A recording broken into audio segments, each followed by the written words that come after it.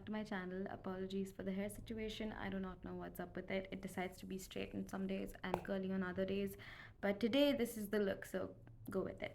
As you all know, I have delved into attachment theory a lot this year because it has completely changed my life and has completely changed the way I view myself and my connections, relationships, and has given me a lot of insight into childhood trauma and its effect on our adult lives in a very overwhelming but also life changing way and necessary way also. So, because I have been exposed a lot to fearful avoidance in the past month and month and a half, especially 2 months, and many moons ago, I did date a fearful avoidant, and a lot of those patterns became very apparent the more I realized what being a fearful avoidant entails and what having a connection with them entails. So, I spoke to seven of my friends who are fearful avoidants in depth about a lot of things, including their lives, careers, thought patterns, their relationships. And here's what I found common upon research. Like, I want to make sure to emphasize on how this is not just information that I gathered from the seven of them, um, four guys and three girls, but it's basically information that has been pre-researched and already out there on the internet, which was reconfirmed with my personal connections as well, and I found it to be very, very accurate. So without further ado, I will give you a disclaimer. If you are fearful avoidant, this video could have a lot of information about your shadow and things that you have not given much thought, which could be like very insightful and life changing, but also it could be overwhelming. So like, consume this content at your own, I wouldn't say risk, just when you're in the space for it. So, delving in to the common patterns I've seen in fearful avoidance regarding a lot of areas of their lives, I will also make a video on the anxiously attached. I'm yet to make a video on subconscious reprogramming and subconscious beliefs and all of that. In the last video I uploaded, I did say I wanted to make a video on the subconscious mind with more details on like subconscious patterns and what our subconscious seeks out and what our subconscious considers as a safety net and things like that. As much as I want to delve into that and I wanted to make that video first, this video is happening today. So like, I'll be giving you a video like this on anxiously attached people. I'll be giving you a video like this on the subconscious mind and reprogramming and things like that, and things I've been learning basically under the umbrella of attachment styles and healing childhood trauma and reparenting psychology, everything in the realm of psychology. Having said that, let's touch upon the first thing that I've noticed and the first thing that we see with respect to fearful avoidance. And I'm also going to be giving you information how to like shed light on this and how to like evolve from this. Before I delve even further deeper into it, know that everyone's personality and their traits um, is something that is very closely connected to attachment styles, because a lot of things that we consider to be our core personality. For example, I had an FA friend who spoke about indecisiveness being a personality trait and being something that he identifies himself with, when in reality, indecisiveness is one of the things that is a very common FA theme, very common attachment style theme. And it's not part of a person's personality. So know that a lot of these things might be intertwined with your idea of who you are, but essentially who we are goes beyond things that we choose and things that we embody on, you know, an intellectual level, on a personality level.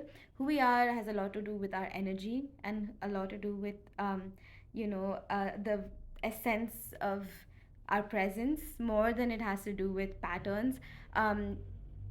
When you go deeper into spirituality, your sense of self is not derived from what you like, what you dislike, the duality. It can be very nerve wracking to realize that something that you thought was a part of your personality or who you are is a result of probably your childhood trauma or your wiring attachment wise, and it's not truly something that distinguishes you as a person. Know that as you are consuming more information about these things, example, your shadow or your core beliefs about yourself that can be negative, um, these things do not make you who you are. From a spiritual lens and perspective, what makes you who you are is your energy and the essence that you carry, and your likes, dislikes, your traits, tendencies. These are things that evolve with time and knowledge. So if, for example, you realize that indecisiveness is a defense mechanism, it's your shadow's way of keeping you safe, and it's not really something that you hide behind as a personality trait, and that is changeable. yes, it can be kind of like, oh my God, this is something that I associated myself with for years on end. And realizing that this is something that I wouldn't say has to go, but this is something that, has to be seen as separate from my identity and who I am, and has to be seen as the result of whether that's trauma or programming. That process is something that every human being has to embrace, not just fearful avoidance, also anxiously attached people, also dismissive avoidance, also securely attached people. We, throughout our lives, are constantly unwiring and rewiring things and patterns and things by which we identify ourselves with. So, as much as it is a process that can be overwhelming, know that it does not define you. Like things that I'm about to say, these five things, they might be really, really closely tied to your concept of you and your idea of you. And that can be really like when that shatters, it can be very overwhelming because you thought that was who you were. But the beauty of that is that you get to finally disassociate from the things that you thought made you you, and then figure out what actually makes you you. And that's like a journey of self discovery, and that leads to deeper intimacy with yourself, deeper understanding, deeper compassion towards yourself, and the inner turmoil just becoming lesser and lesser. The more you have awareness about like what is you, what is not you, the more it gets easier to navigate what you authentically are and what you authentically need and what you're authentically seeking out, from life and day-to-day experiences, and with your connection, from your connection to yourself. So I'm jumping into the first common trait that I found in all the fearful avoidance that I interacted with. So, one, this is just something that I touched upon, and this is building on what I said, um, before I started the first point. FAs are not comfortable with information on their shadow because it forces them to confront parts of themselves that they do not like associating with and they like suppressing. And a lot of the times, FAs uh, do not realize that there's something to take accountability for because um, their go to tendency is to externalize blame, um, because they're so disconnected from what is causing unrest. FAs feel very comfortable outside of especially romantic relationships because there's a lot of negative wiring around love and relationships. There are many layers to this. It often, the common thing I've seen in fearful avoidance is that they realize the need to take accountability, or they recognize their side of things much later, much after either they've lost the person, or it's been months, or it's once they've reflected on a past relationship that they no longer derive a sense of fear from, no longer have anxiety or avoidance around. They realize that, oh, this is where I went wrong much later, because they don't realize in the moment that there is something to take accountability for. Because it's not that they refuse to take accountability, because if they knew what they were taking accountability for, what needed accountability, they would take it. FAs come through with accountability because they have that anxious side to them, and anxiously attached people go above and beyond for their partners. And do all the work to take accountability, because anxiously attached people also, they have this sense of the other person's on a pedestal. Anxiously attached people have an avoidant relationship to themselves, and they have this ability to be hyper attuned to another person and their shifting moods and their like different changes, and they can read, fearful avoidance can read another person's needs, but an anxiously attached person can read another person's moods. They can tune into facial expressions a lot because that's their way of being safe, right? They need to be hyper attuned to if their partner's happy or unhappy, angry, not angry, avoidant, there, present. So anxiously attached people essentially go above and beyond to see where they're going wrong, to do the right thing, to make sure their partner's pleased with them. Whereas fearful avoidance, on the other hand, they have more of like it's like it's pre-medicated. It's kind of like, okay, I'm going to do all the right things, I'm going to learn this person's love language, do it, deploy it, and then if after that I'm not receiving the same thing, then that's a different point. But like, bottom line is, when it comes to accountability, there's often a blind spot with fearful avoidance. They do not know what they are doing wrong, what how they are contributing to a dynamic in a negative manner, and they always are more comfortable letting the other person take the fall. And this is not their fault because they do not know. For them, their behaviors are safe to another person because all they're doing, for example, when um, they're triggered, is like shutting down, and that's not harming anybody. But there's a lot of ramifications behind that and to that. So like, they don't feel comfortable with information on their shadow because it's a lot of overwhelming information. and it suddenly forces them to, see parts of themselves that they're not proud of and they do not like associating themselves with. It's the part of them that they're like, I've suppressed you because I don't like this part of you. And bringing that to the surface brings a lot of shame and brings a lot of like self hatred and self doubt, and that's a very difficult thing to endure. So I would say that the first step to healing is acknowledging and seeing your shadow and being like, okay, it exists, and like I said, that's a huge step to take. So what you can do is consume information about your shadow, but in a safe manner, as and when you feel like you have the bandwidth for it, because allowing yourself to like truly understand and know like your triggers, your traumas, and where what comes from is half the healing. Like awareness is half the healing, because then you know where you're acting from, what you're expecting, and things like that. Because relationships trigger this part of them that they're suppressing, and that creates a lot of shame and self hatred, they associate the person in like with negative feelings, because they start associating the partner with feelings of shame, feelings of being burdened by their shadow. um, they don't really register this as their subconscious suppressed feelings and fears and like unpleasant emotions and sensations around being in a partnership or being triggered. uh, the subconscious storage that is there for them, with that comes to the surface, they don't associate the shame and pain to that. They associate the catalyst, which is the partner, for that being brought to the surface or brought to light. So the parts of themselves that they reject, if that is seen in a relationship, seen by a partner, it's like shut down. So like if you're a fearful avoidance partner and you are trying to make them aware of something that's problematic or something that's affecting you, which is actually coming from their shadow, and you make them aware that, hey, this is not okay, this is what I feel, this is what I see, or even in like, oh, okay, it is okay, but like this is what I see, and they don't like associating themselves with that, but they know that it's there, but they've tried their whole lives to not embody that, but it's there somewhere hidden in their shadow. The more it comes to the surface, the more they feel that subconscious pain of carrying that.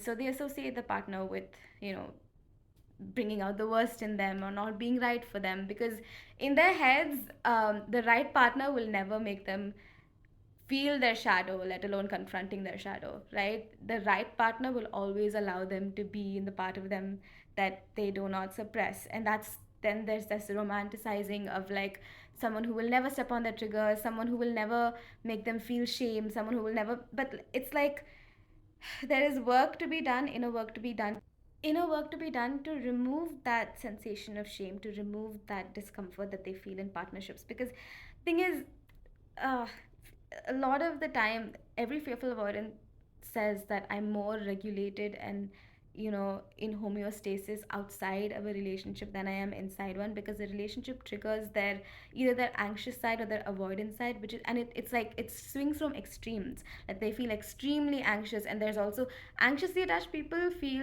like grabbing onto their partners more when they're hyperactivated or activated in their in their attachment system.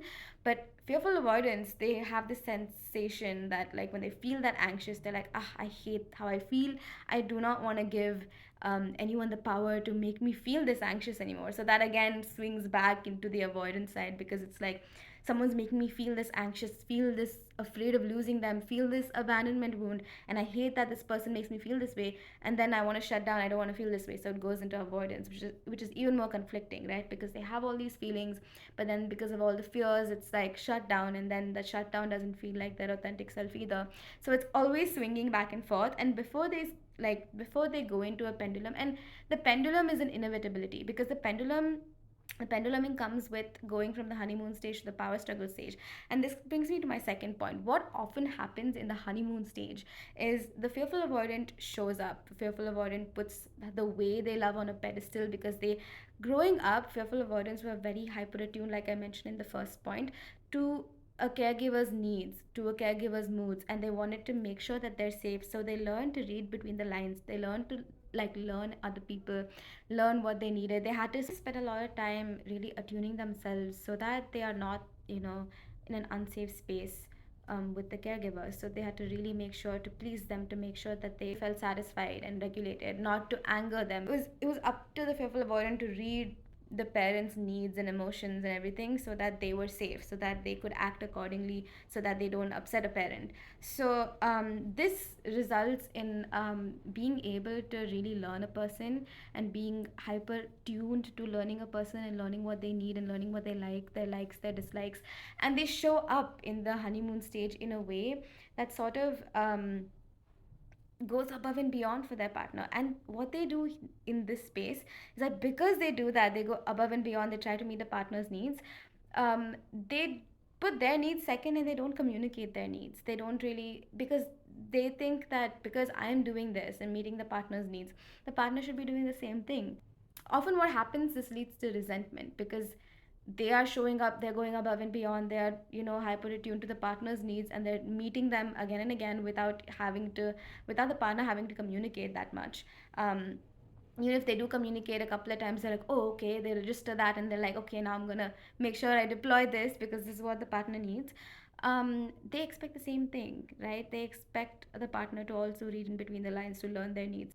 But the thing is, not every person grew up, knowing how to attune themselves to another person's needs. The partner could have grown up in an environment where, in order for their needs to be met, all they had to do was ask and communicate. So the partner would probably be like, okay, if the fearful avoidant wanted something, this is assuming that the partner doesn't know about attachment theory and fearful avoidance and stuff like that, doesn't know that their partner's a fearful avoidant.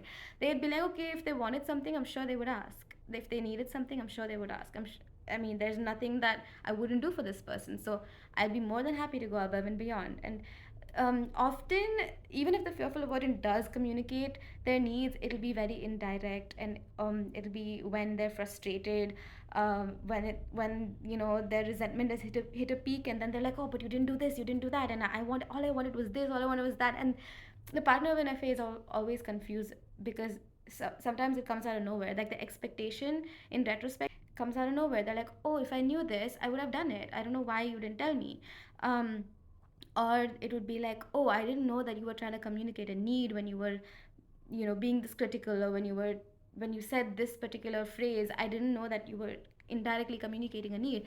So that becomes a source of, because in a healthy relationship, ideally, one, you need to be aware of your needs as a person, because that is a huge thing when it comes to healing an attachment style. You need to be aware of what exactly your core personality needs are. Again, cognitive behavioral therapy and the personal development school can help you identify that. I've recommended them before. um, you need to know your needs so that you're aware of how you can meet them on your own, so that your needs bucket is 50% full, and like any extra meeting of that need that comes from a partner is not coming from a place of um, feeling something that's deprived or in lack, but just adding to something that's already there. So that's one thing, being aware of your needs so that you can meet them in effective ways yourself, and being able to communicate these needs. Communicating needs is what will make a partnership healthy. It is what will make someone meet you halfway, give you the things you really do want. And there's expecting someone to meet your need without communicating them, and then deeming them as someone who doesn't love you because of that, is a very common FA theme. I had a friend, she talked about how in all of her relationships she always went above and beyond, and she always got partners who would do less than the bare minimum for her. And then in the present, when I was talking to her, she was so afraid of going to this party that her partner had invited her to, because it was a party filled with his friends. And then she had this fear, like, what if he ignores me throughout the party, makes me feel unwanted and ignored? My presence being there is not that important to him. This was a very strong fear that she had, that she would be ignored. And I asked her, then why don't you tell him that you're feeling this way? And why don't you, when you do, if at all you do feel ignored, why don't you tell him that you're feeling that way, and ask for some more quality time, and ask to be considered more, and your presence to be considered more? She was like, I shouldn't have to ask for that. If he loves me, he will do it on his own. And then I said that, being around your friends can be distracting. It can be a different zone. People are different with their partners and different with their friends, because with their friends, it's a different dynamic. Not to say that they have two faces, but it's common and normal to be distracted and, excited when you're around friends, and you know, you rarely see them, you don't see them as often as you do see your partner. So if he is distracted and if he is giving his friends more time and attention and that bothers you, you can always communicate that. And she had these notions of like how she didn't have to communicate that, and she it doesn't make sense that she has to communicate something like that, because if her partner loved her, he would not make her feel that way. And this is where I pointed out, and then she was like, it's always me having to communicate what I need, whereas I take care of people's needs without them having to communicate it. And then I told her this particular thing, and I told her that, you have that tendency to do that, and if you don't communicate your needs, you risk them not meeting you halfway and not doing the same for you. You might be hyper attuned to their needs, but them not being as hyper attuned to your needs as you are to theirs does not mean that they love you any less. In fact, if you gave them a chance and communicated your needs, they would go above and beyond for you and make sure that you feel loved and make sure you feel heard and seen and that your needs are met. This was eye opening for her, because she was like, oh my god, this is something that I hadn't considered. A lot of the times fearful avoidants don't communicate their needs, expect their needs to be met, and when the needs are not met, they feel unloved by the partner. That's why you'll see a lot of FAs, when their partners tell them that they love them, they don't believe it, because they have this notion like, if they love me, they would meet my needs. It's not uncommon for FAs to be like, you just want to possess me, or like, even this friend I was talking about said maybe he's just attracted to me physically and he just wants to possess me, doesn't want to let me go. But he doesn't actually love me, because if he loved me, he would not make me feel this way. But like, those feelings come from, again, subconscious stored patterns around the minefield of triggers when it comes to love and relationships. So it's not uncommon for FAs to believe that someone doesn't love them because they don't go above and beyond to meet their needs, uncommunicated needs. um, but they believe that they are, doing the most and they are meeting a person's needs. But often, what happens when they're meeting needs and they're being resentful about their needs not being met, and then they go into like avoidance, or they go into like this sort of um, dissatisfaction, or they give that energy of dissatisfaction to the partner, that kind of debunks the needs that they're meeting, because they're meeting the partner's needs, but they're also triggering the partner because they feel like their needs are not met, and then resentment builds. So like, they'll end up feeling like the partner's ungrateful, the partner's unhappy, whereas the partner will be responding, reacting to their resentment and their reaction to their needs not being met. But they'll feel like, I did everything I could, I went above and beyond, and still the partner's unsatisfied, unhappy with me. So these are patterns that, oh my god, like every single FA that I've spoken to has talked about these patterns, and it was just such an eye opener for me as well, because it was like, oh my god, Jesus, like, because these are phrases that I've heard before, like, you just want to possess me, you don't love me, you don't care about me, you're just afraid that, to lose me, things like that. They don't believe that you love them, because if you love them, they have an idea of what love should look like and how, you would meet their needs.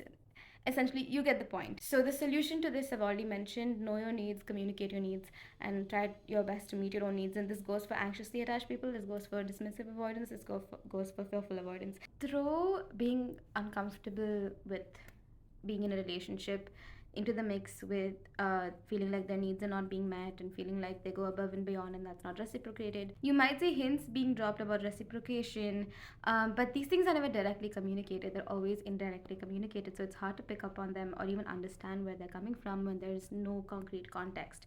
So, couple that with the third point being they project a flight response into the future, they project avoidance into the future. Saying things like, I don't see a future, this is not going to work out, is all the fear of all of their unmet needs coupled with their fears and triggers being online and activated within the relationship, then associating the person to the source of all of this subconscious storage that's coming to the surface around love, ultimately leading to a flight response overall. So, talk about the future, talk about anything concrete, anything with respect to commitment or plans, become a source of fear. So, they don't know how to like navigate through that. There's often like this need to gather proof about why they're right, because that uncertainty, that push and pull of feelings versus fears, feelings versus feeling like they're, you know, not being considered and their needs aren't being met, intense feelings versus intense resentment.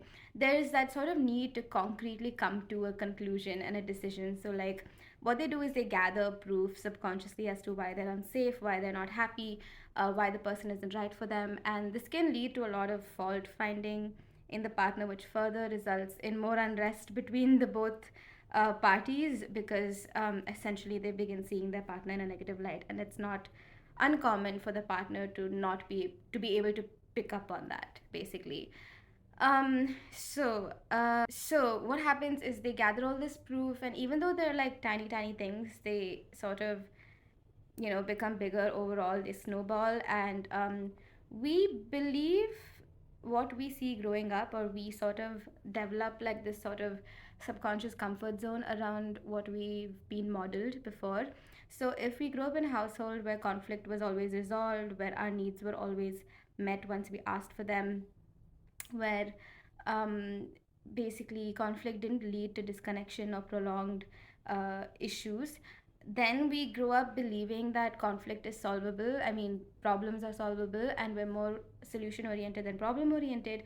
But if we grew up in an environment where FAs, often you will hear about their stories, they grew up in an environment where problems were never resolved between their caretakers, or like what was modeled to them was that if there's conflict, then things only get worse from there.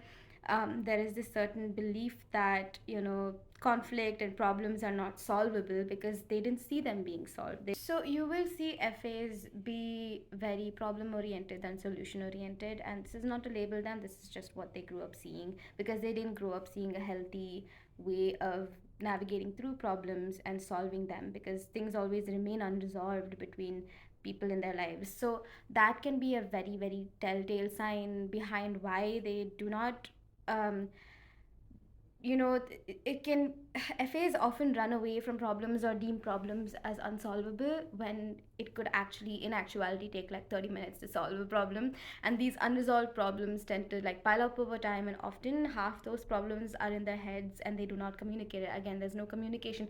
There's a lot that goes into why they don't communicate, and there's a lot that talks about, with when you delve into like PDS, there's a lot of talk about how there's unworthiness, about believing that their needs will be met, because, and believing that, problems will be solved, because the opposite of that is what would be the reality, and their subconscious taught them how to survive in those situations. And your subconscious drives to keep you in familiarity, because familiarity is safety, because even if it's more unsafe than communicating things, um you know how to navigate through that. You know how to self-soothe, or take yourself out of the place, or tune out things, go into avoidance, and you know how to keep yourself safe. So familiarity is associated to safety within our subconscious, which is funny, because that's what's needing rewiring oftentimes as adults, when we realize that, hey, what we think we're safe in is actually the unsafe situation that we keep putting ourselves in.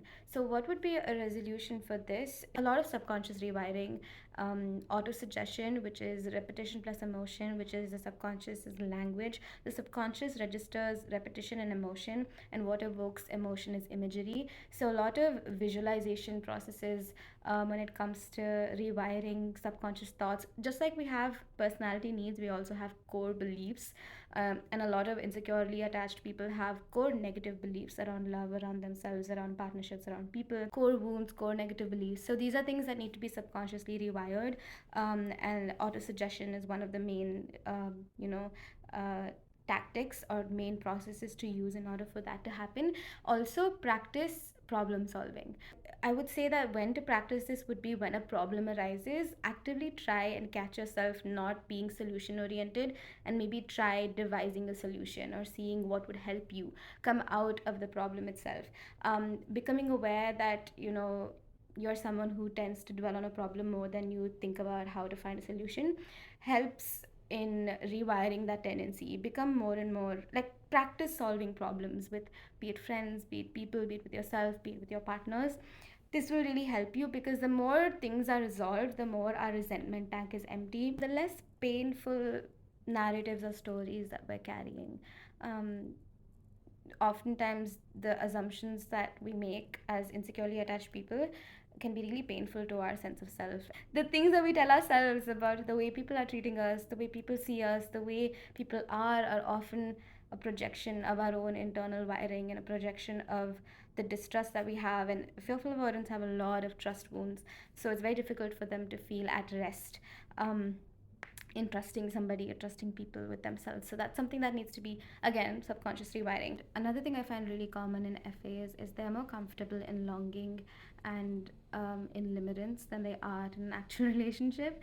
Out of a relationship, a lot of FAs that I've talked to think about their exes for years together, and these are relationships that they have left because it was that unbearable to be in a loving partnership, or it was difficult to move past the power struggle phase because of all these issues that they didn't have any insight on, the partner didn't have any insight on. So it's like they spend years later reminiscing and ruminating, and like longing for somebody, and they keep going in and out of avoidance towards that person. Can be really hard because like they, even in relationships, because they gather so much proof, negative proof about their partner, and they have such strong beliefs about their partner, if the partner as well is insecurely attached, this can be very dismantling to their sense of self as well. So it's very important, if you're navigating a relationship or post relationship with an FA, for you to be secure, for you to understand where they're coming from, where all of this is happening, why all of this is happening, and what they're trying to project onto you, and not take it so personally. I mean, it's hard to not take things personally with someone that you love and have loved, or like you poured into and like had such an intimate bond with and let into your life, and they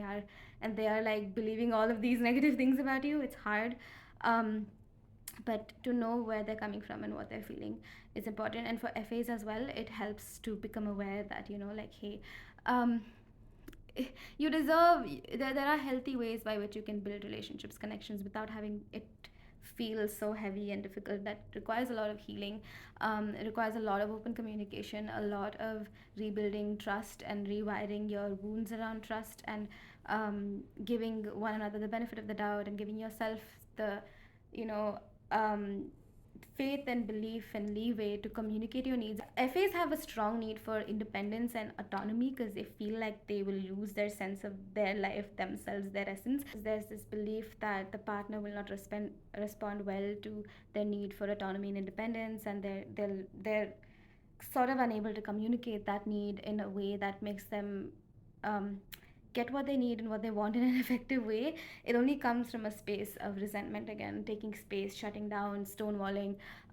Their need for space can be communicated effectively, in a way that the partner understands. If they talk about why they need, for example, a week or two off from the relationship, or why they feel like once a week they want to just not be in contact and be with themselves, that is something that can be talked about further. Often what happens is, if there is a mild like questioning or freak out about such a concept, that can happen, where the anxiously attached partner will be like, but why?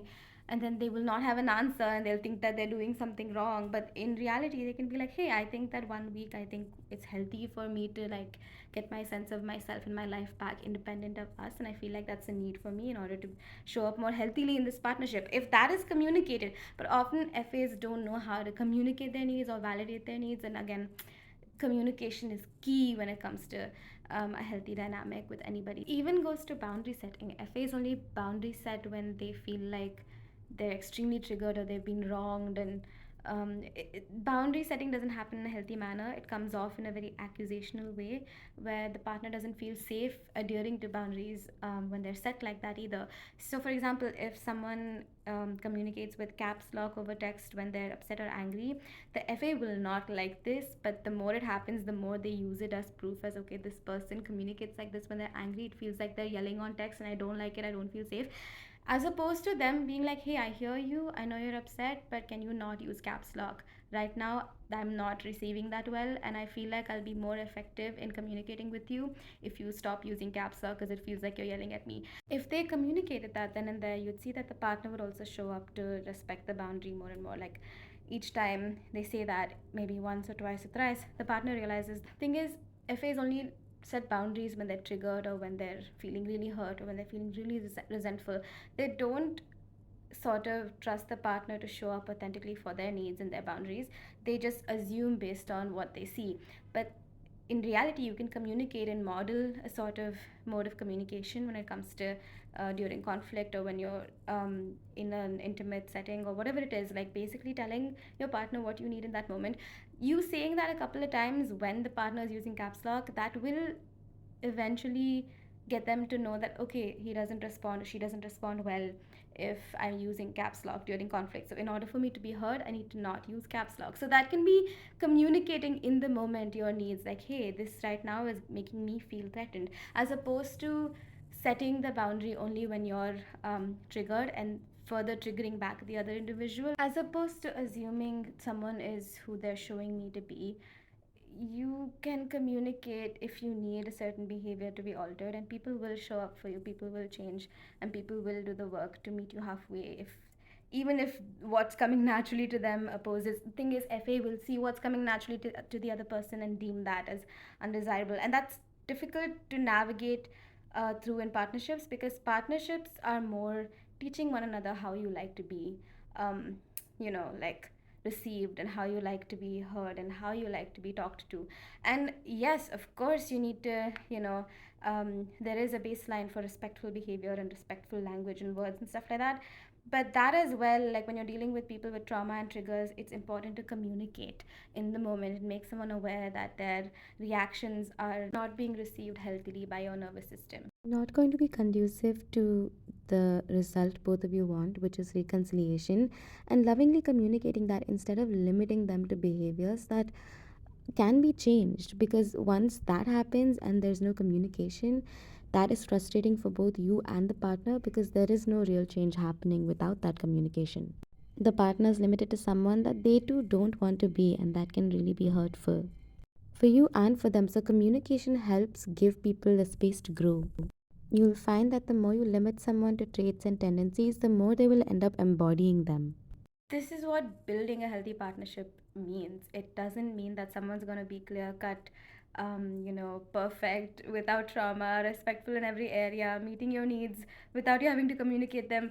That perfect present partner package of a partner, I mean, that perfect package present of a partner is not going to come, pre-made for anybody. It takes work to build a partnership, to unwire, rewire, to unlearn, relearn. So communicate with faith that the partner will meet your needs and will meet your boundaries and help them do it. Like, even they are supposed to do the same thing. You have to communicate what doesn't feel good, what feels good, so that that behavior can be altered. Because if you communicate, hey, this is what this makes me feel, over time they remember that and retain that. You can't just expect them to come to the conclusion that that's affecting you without you communicating how it's affecting you. Because sometimes it's important to bring to the partner's awareness what, is being received well versus what's not being received well.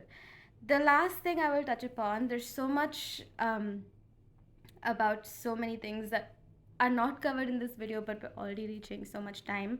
The last thing I will talk about is this concept of indecisiveness, or this concept of I don't know what I want, that I see as a very common thing with all FAs I spoke to. There's this sense of letting life happen to them and letting the universe do what is meant for them. They have this trouble exercising their free will. There is a notion against wanting things. This is as common as the unwillingness to solve problems thing, because it's like this one was extremely common, because, like, growing up, a lot of their needs and wants weren't met and heard. They're afraid to want things, whether that's something for themselves in their career path. They're big on letting life happen to them and letting the universe reveal its way, and not using their free will that much. And that can be kind of self sabotaging, because they do not set goals and intentions and plans for themselves.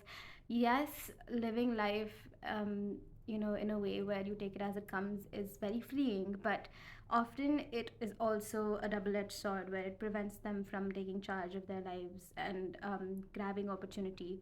And this also goes into their relationships. They're afraid to want something out of fear that it'll not be given to them or it'll not work out. Again, why they don't communicate about what they want as well. So this is a very common theme, and it hides behind notions of indecisiveness being like a thing, or being a very, you know, open, free person, open to life happening to them. But in a lot of ways, it is the subconscious fear of truly wanting something and giving it to something. how this can be tackled is allowing yourself to want things and believing that you deserve the things that you want, because there is that sense of what if I don't get it, what if I don't deserve it, things like that, those fears that hold them back from wanting. So this is very common in FAs. I've seen that, there's a sort of aversion to really wanting something strongly. Start small, practice allowing yourself to want. And I guess that's it for today's video. I'm going to cut short the video here. I know it's been a lot of information, but hopefully these tips come in handy. And yeah, that's it for today's video. Thank you so much for watching. Please like, share, comment, subscribe, hit the bell icon, all of those things, and I will see you next time. Bye.